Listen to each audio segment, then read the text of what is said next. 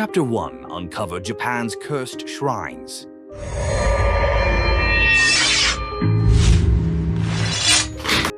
What if I told you that beneath Japan's serene beauty lies a terrifying secret? We're not talking about your typical peaceful temples. We're talking about places where ancient curses linger, where vengeful spirits whisper from the shadows, and where tragic histories refuse to be forgotten. No way Japan's temples are this dark, but they absolutely are. Hidden throughout the islands of Japan are shrines not of peace, but of profound unease. Some were built not to honor the gods, but to appease them, to seal away the wrath of spirits so powerful they once toppled emperors and reshaped entire civilizations. Are you brave enough to uncover the chilling truths behind Japan's most cursed shrines? What you're about to hear will make you think twice before ever visiting one of these ancient sites. Stay with us. By the end of this video, you'll understand why locals still fear these places today. Chapter 2: Dark Legends Whispered at Historic Sites.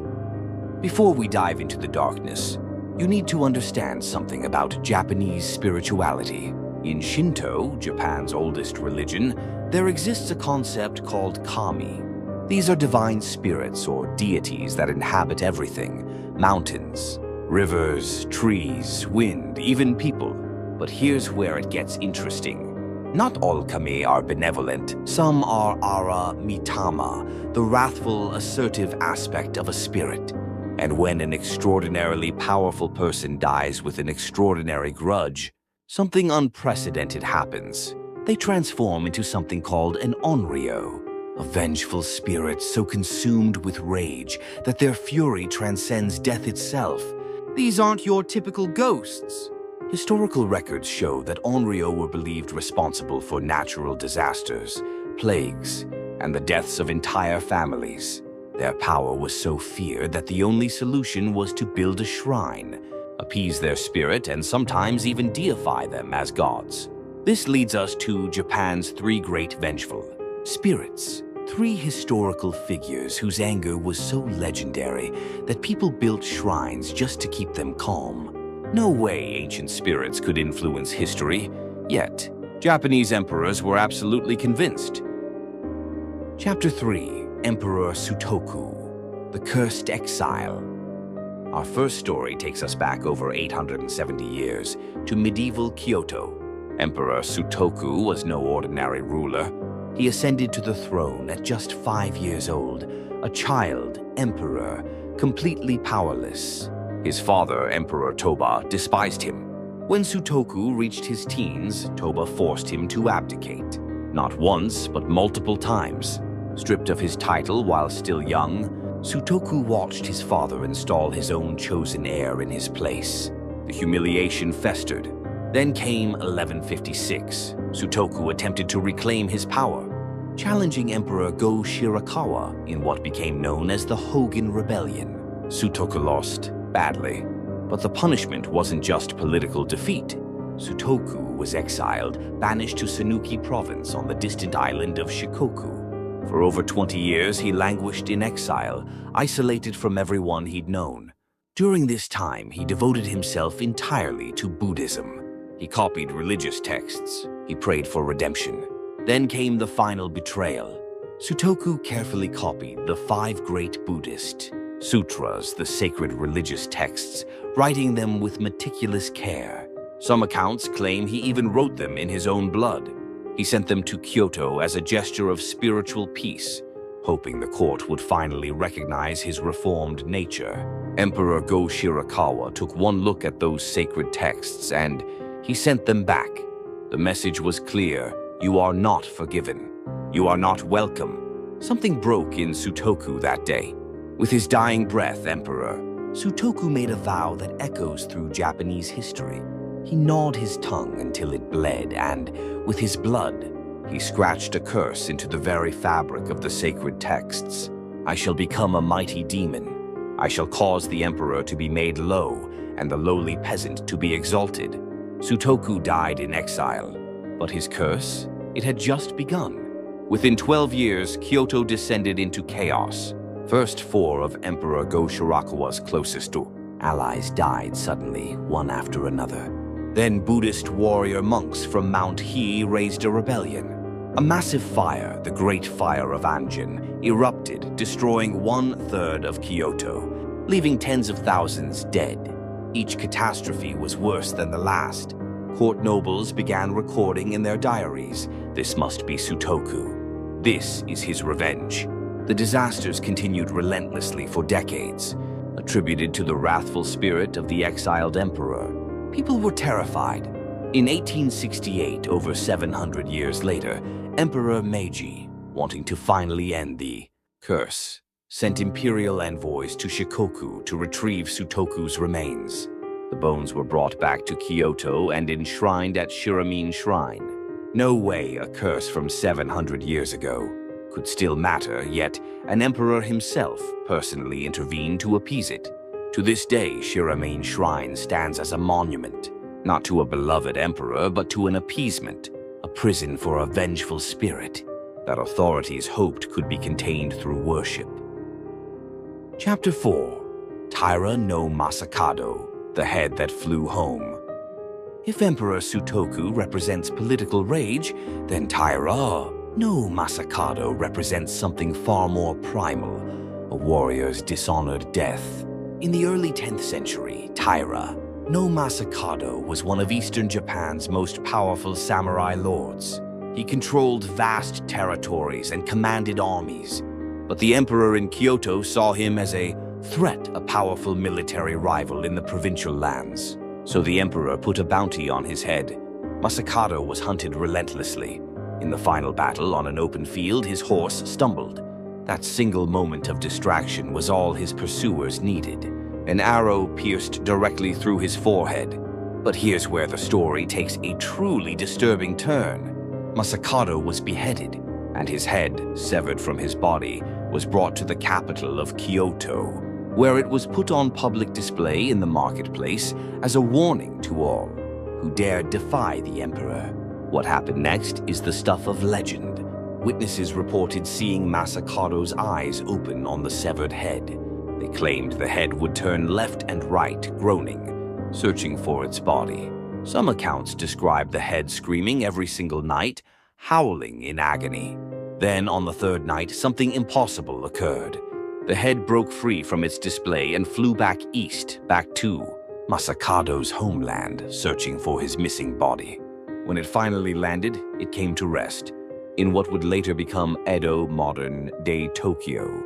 The locals of that tiny village found the remains and gave Masakado what the government had denied him, a proper burial and a shrine.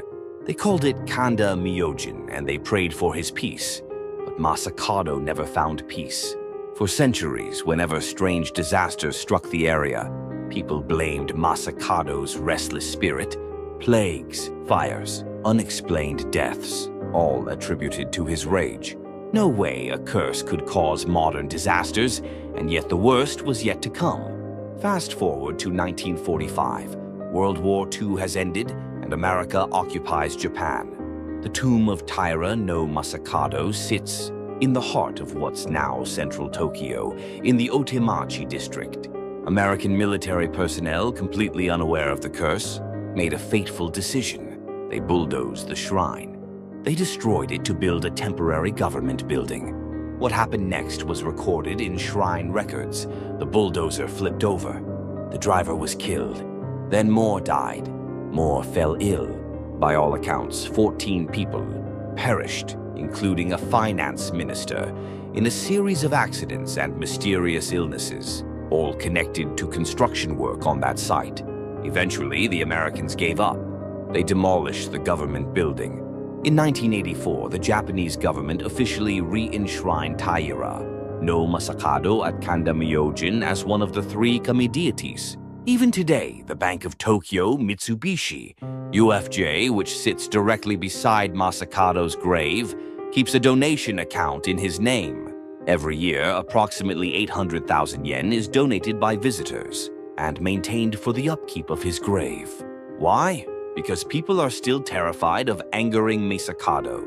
No way a curse caused 14 deaths in 1945. yet historical records document exactly that. Chapter 5, Sugawara no Michizane, the Scholar's Wrath. The third great vengeful spirit has a different origin story, one rooted not in military defeat, but in betrayal. Sugawara no Michizane lived during Japan's Heian period over 100 years ago. He was no warrior. He was a scholar, a poet, a brilliant government official who rose to become Minister of the Right, one of the two most powerful positions in the imperial court. Everything changed in 901. A political rival, Fujiwara no Tokihira, accused Michizane of plotting against the throne. The accusation was false, but in the cutthroat politics of the imperial court, truth didn't matter. Michizane was exiled to Dazaifu, a remote province in Kyushu, Japan's southernmost island. For a man of his status and talent, exile was a living death. He languished there, separated from his family, his career destroyed, his reputation shattered, all on false charges. In 903, he died. The story should have ended there, but it didn't. No way a wronged scholar could curse the men who destroyed him, but within years the pattern became undeniable. Within 6 years of Michizane's death, calamities struck Kyoto.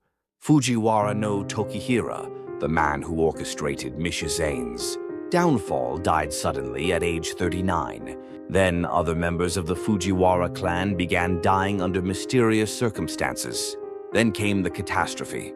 In 930, lightning struck the Seiryo Den, an imperial palace building. Multiple courtiers were killed in the strike. Kyoto was thrown into terror. Court astrologers and priests all agreed on one thing. This was Sugawara no Michizane's curse. His vengeful spirit was exacting revenge from beyond death, punishing all who had wronged him. The disasters continued relentlessly. The court was desperate. In 947, they made a decision. They posthumously restored all of Michizane's titles. They built him a grand shrine, Kitano, Tenmangu, not as a memorial to a beloved scholar, but as a containment for his wrathful spirit. And they did something extraordinary. They deified him. They transformed him from an angry ghost into a god. Over time, Sugawara no Michizane became Tenjin, the kami of learning, scholarship, and thunder. Today, over 12,000 Tenmangu shrines exist throughout Japan. Students visit them to pray for exam success. The curse had been, not eliminated, but redirected. The rage of a wrong scholar was transformed into blessings for knowledge. No way a curse could be transformed into a blessing. Yet that's exactly what happened 1,000 plus years ago. Chapter 6, Dark Rituals at Kifune Shrine. Now we shift our focus to a different kind of curse. Not the vengeful spirit of a historical figure, but the dark magic performed at a shrine. Kifune Shrine sits high in the mountains north of Kyoto, surrounded by ancient cedar forests and the sound of flowing water. On the surface, it's a beautiful place of pilgrimage. Visitors come to pray for blessings, especially romantic love. But beneath that serene facade lies one of Japan's most infamous dark rituals. It's called the Ushi no Toki Mari, the shrine visit at the hour of the ox. The legend originates from a story about a woman named Hashihime, the bridge princess. According to the tale, she fell in love with a man, but he abandoned her for another woman. Consumed by jealousy, Hashihime came to Kifune Shrine in the dead of night and made a dark prayer. Transform me into a demon so I can destroy my rival. For 7 consecutive nights, between 1 and 3 a.m., the hour of the ox, when evil spirits roam freely, she would return to the shrine and perform an increasingly elaborate curse ritual. She would dress entirely in red. She would fashion her hair into 5 bunches arranged like horns. She would paint her face with red cinnabar. She would wear an iron crown with burning candles, with more candles, burning in her mouth. Then she would take a straw, doll a waraningyo, and nail it to an ancient tree, driving in 1 iron nail each night.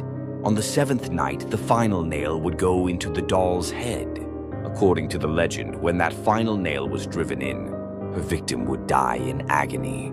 The terrifying part: historical records and archaeological evidence suggest this ritual was actually performed throughout medieval and early modern Japan. Priests at Kifune Shrine even kept records of these curse ceremonies.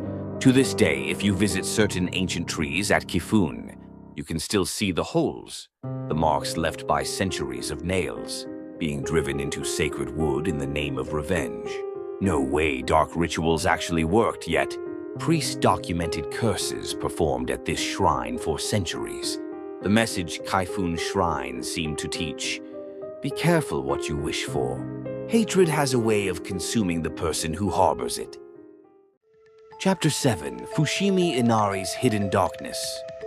If you've watched anime or studied Japanese culture, you've probably heard of Fushimi Inari Taisha. It's one of Japan's most recognizable shrines, famous for its thousands of vermilion torii gates cascading down a mountainside, creating a surreal tunnel of red. Every year, nearly 3 million visitors come here.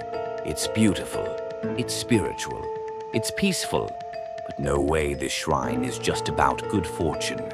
There's a darker history beneath that vermilion surface.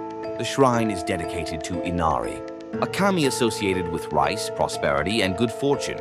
The symbol of Inari is the kitsune, the fox. And this is where the story gets complicated. In popular modern culture, kitsune are cute mascots. They're benevolent spirits bringing good luck and abundance. But in classical Japanese folklore, the kitsune was something far more dangerous. The ancient legends describe kitsune as shapeshifters, creatures capable of taking human form to seduce, deceive, and destroy. There are historical accounts of entire families being cursed after encountering what they thought was a beautiful woman, only to discover it was a kitsune in disguise. One famous medieval account describes a kitsune that infiltrated a noble household, appearing as a concubine. For months, no one suspected anything. She bore the lord a child. But eventually, a monk recognized her true nature and performed an exorcism. The woman vanished. The child disappeared with her. The family was left psychologically shattered. The kitsune wasn't necessarily evil. It was trickster energy, playful, chaotic, dangerous not because of malice, but because it operated by different rules than humans. So here's the paradox. Fushimi Inari Taisha is built to honor Inari and the kitsune. Millions come seeking blessings, prosperity, love, success. But they're essentially asking for blessings from the same spiritual force that, in medieval times, was feared as a harbinger of deception and possession. The same kami can be source of blessing and source of danger, depending on how you approach it, whether you show respect, and what energies you're inviting into your life. Local accounts suggest that visitors who approach Fushimi Inari with genuine reverence and proper etiquette leave blessed. But there are whispered stories of people who visited disrespectfully, taking selfies without bowing, mocking the rituals, treating it as a theme. Park, who reported strange coincidences, unexplained anxieties, or mysterious illnesses following their visit. Coincidence, perhaps? Or perhaps the kitsune, that trickster, that shapeshifter, simply has a sense of humor about who deserves its favor. No way fox spirits are real, yet respect for Inari is universal in Japan for a reason. Chapter 8: Aokigahara, the Suicide Forest. We've covered 3 vengeful spirits tied to specific shrines. But some places gain their cursed reputation through accumulated tragedy, rather than a single historical event. Over 1,000 years ago, Mount Fuji erupted violently. The lava flows hardened, and over the centuries, a dense forest grew on top of that volcanic rock. Today, it's called Aokigahara, the Sea of Trees. It's one of Japan's most beautiful natural areas. Tourists visit for hiking and cave exploration. But Aokigahara carries another reputation. Since the 1960s, it has become known as Japan's most infamous suicide location. No way a forest could accumulate this much human tragedy, yet the numbers are undeniable. Between 2013 and 2015, official records documented approximately 50 to 70 deaths annually, with estimates of undiscovered remains potentially reaching 100 or higher. The exact toll remains contested due to the forest's density and magnetic rock formations that complicate search operations. The dense forest, combined with the volcanic rock's natural magnetism that disrupts compasses, creates a sense of disorientation. Combined with this, local folklore has developed that the forest is inhabited by demons and Eerie, vengeful ghosts of those who died there. Modern Japan has taken serious steps to combat this. Signs at entrances encourage suicidal visitors to reconsider. Volunteers walk the forest to find and help people in crisis. Park officials even use drones with thermal imaging to detect people at night. The tragedy here is less about ancient curses and more about how accumulated human suffering transforms a location into something psychologically and spiritually heavy. The forest itself hasn't cursed anyone, but the collective weight of despair has made it a place where the living and the dead seem to blur together. It's a reminder that curses don't always come from vengeful spirits. Sometimes they come from tragedy, hopelessness, and the desperate choices people make.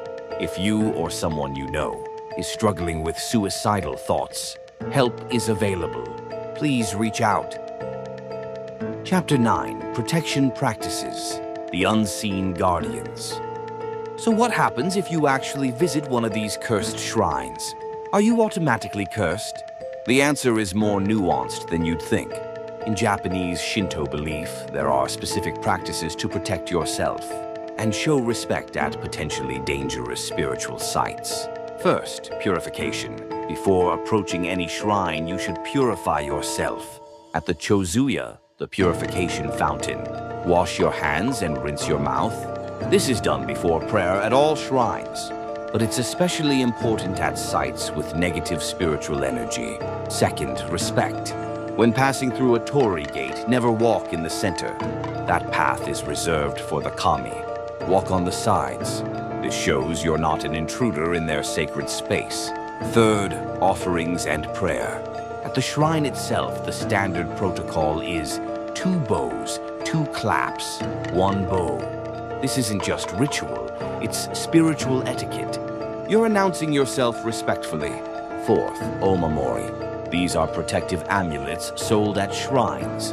They're sacred objects blessed by priests. Wearing or carrying one isn't superstition, it's spiritual insurance. Many Japanese people purchase Omamori, specifically designed to ward off curses and negativity. Finally, reverence. Don't treat these places as horror attractions or tourist spots. Thousands of people still come to these shrines to pray, to process grief, to seek blessings. Disrespecting the space or the spirits can bring genuine misfortune. Belief in Japan isn't binary. Even many non-religious Japanese visit shrines out of cultural respect and spiritual caution. It's not about believing in ghosts. It's about respecting the power of history, tragedy, and collective belief. No way respect for these places matters, yet centuries of evidence suggests it absolutely does. Chapter 10, Closing Thought. Lingering Mysteries. Even in the bright light of modern Japan, the ancient shadows of its cursed shrines continue to whisper their tales. These aren't just historical curiosities or tourist attractions. They're living memorials to human emotion so powerful it transcends death itself. Whether you believe in curses or not, visiting these shrines teaches us something profound. That grief, rage, betrayal, and injustice don't simply disappear. They must be acknowledged, appeased, and sometimes even transformed into something sacred. Japan understood this centuries ago. No way these ancient curses still matter in modern times, and yet billions of yen are spent annually maintaining shrines that exist for no other reason than to keep vengeful spirits at peace. The question is, are you listening? But here's the thing. We've only scratched the surface. There are dozens more cursed sites in Japan shrines tied to tragic women who became yokai, locations where dark folklore still influences modern life, and places where locals refuse to go after dark. If you want to uncover even more of Japan's darkest secrets, subscribe and hit the notification bell. Next week, we're investigating one shrine, so dangerous that a single photograph can allegedly bring a curse down on you. You won't want to miss it. Thanks for joining us on this journey into Japan's darkest spiritual mysteries. If you found this fascinating, please like, subscribe, and hit the notification bell. Share this with someone brave enough to handle the truth about Japan. We'll see you next time.